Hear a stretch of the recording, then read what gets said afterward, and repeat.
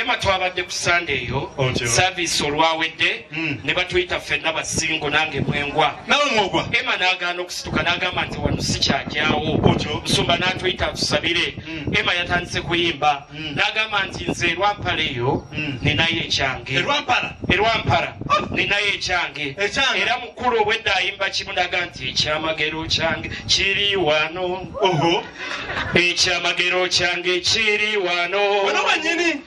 ekyamagero kyange kiri wano era ngenda nakyo lindako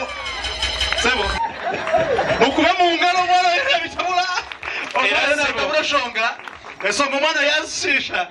ubuyo rero najyango cyamagero cyo kiri hano era byonna tujja kubyongera twazire Brenda katwamwesire Brenda uwamutire ya cyamagero noha ruhango shitwe ruhango